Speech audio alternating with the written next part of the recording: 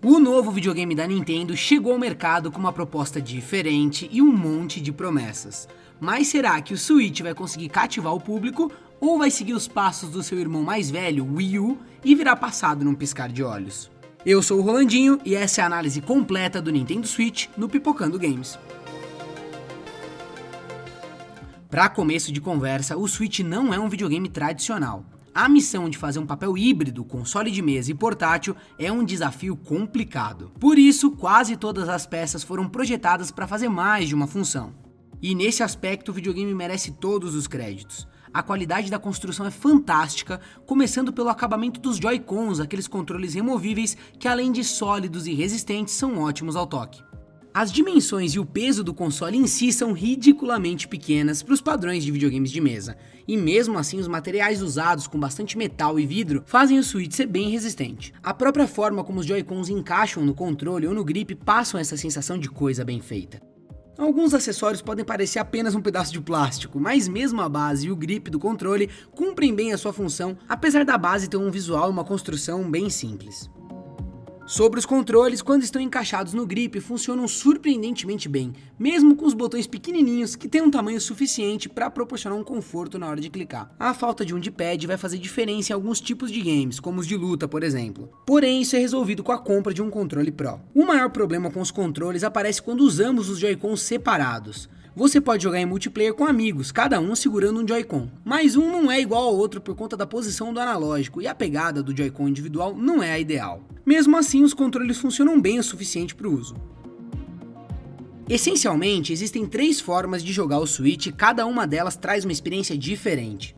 No modo portátil, com os Joy-Cons conectados no console, o Switch assume a sua forma mais admirável. Ele é, na minha opinião, a melhor experiência mobile para jogos. A pegada é ótima, a tela é grande o suficiente para uma variedade imensa de games e tem brilho bastante para uma experiência agradável mesmo num dia ensolarado. Quanto aos reflexos, a tela não lida tão bem com eles, então vai ser necessário escapar das luzes diretas na tela.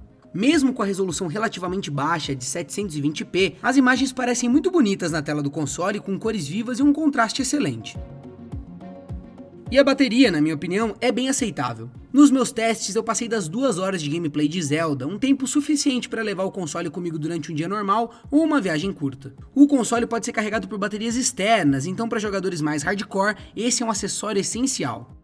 Quando encaixado na base ao lado da sua televisão, o Switch assume o seu segundo papel, que é de console de mesa. E aqui as impressões são mistas. Por um lado, a sensação de chegar da rua com seu portátil, apoiar ele numa base e continuar jogando na TV, ou poder sair da sala levando rapidamente o seu game com você é fantástica. E com o mercado de smartphones e dispositivos menores e portáteis, o Switch pode ter sim lançado uma nova tendência. E parece que a Samsung não perdeu tempo com o S8, já que ele tem uma dock que transforma o celular num PC de mesa, bem parecido com a proposta do Switch. De forma geral, o console funciona bem. A interface é simples, limpa e funcional tanto no mobile quanto na televisão. Os controles, quando estão no grip, parecem estranhos no primeiro momento, mas a adaptação é rápida e com pouco tempo você esquece o formato diferente e a jogatina fica confortável. Porém, é inevitável apontar algumas características que fazem esse console de mesa não ser ideal. No multiplayer, os problemas já citados dos Joy-Cons separados aparecem, e como essa é a forma principal de se jogar com mais pessoas, você vai precisar realmente lidar com essas deficiências. Na televisão, a resolução do Zelda, por exemplo, passa a ser 1080p, mas é frustrante ver como a performance do jogo piora. As quedas na taxa de quadro por segundo, raras quando a gente está no modo portátil, aqui aparecem a todo momento, chegando a atrapalhar a experiência do jogo. As atualizações futuras poderão corrigir esse problema, e os próximos jogos também terão mais tempo de desenvolvimento na nova plataforma. Porém, a queda de performance vai assustar os entusiastas de gráficos mais potentes. O Switch utiliza um processador gráfico mobile, muito fácil de ser manuseado pelos produtores e, portanto, isso poderá garantir games com bons resultados mesmo com o processamento limitado do console. Mas se isso vai se tornar realidade, bom, só o tempo vai poder dizer. A última forma de se jogar o Switch é uma mistura das duas últimas. A tela fica apoiada em uma haste fixa na parte traseira e você pode jogar tanto sozinho com o grip quanto em grupo com os Joy-Cons separados, exatamente como você faz na TV. Festas, encontros e qualquer lugar que reúna os seus amigos agora vai poder contar com a presença de um console que todo mundo pode jogar. Tá, a tela do Switch não tem um tamanho ideal a uma certa distância, nem para jogar sozinho e muito menos para jogos em grupo, principalmente se a tela for dividida. Também não há como carregar a tela, pois a entrada do cabo USB-C fica embaixo do console, um erro no mínimo grosseiro da engenharia. Porém, nos meus testes, eu e os meus amigos já nos pegamos algumas vezes passando horas jogando dessa forma, dando muita risada, competindo, e com o passar do tempo esse problema de tamanho foi ficando cada vez mais insignificante.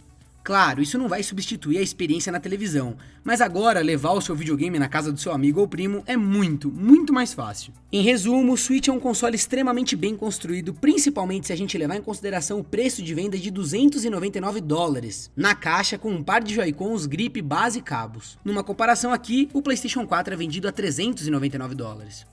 Porém, a maioria das promessas do console ainda não foram cumpridas. Existem poucos jogos multiplayers pra gente descobrir se ele é o nosso parceiro fixo nos encontros com os amigos, e poucos títulos pra jogar sozinho e testar o potencial de fogo do videogame. O sistema ainda não tem uma loja vasta e nem vende games de outras gerações. Quem comprou o Switch no lançamento está jogando pouquíssimos títulos e a maioria são games simples. Também não existem aplicações como Netflix, YouTube e outros serviços que seriam interessantes no console.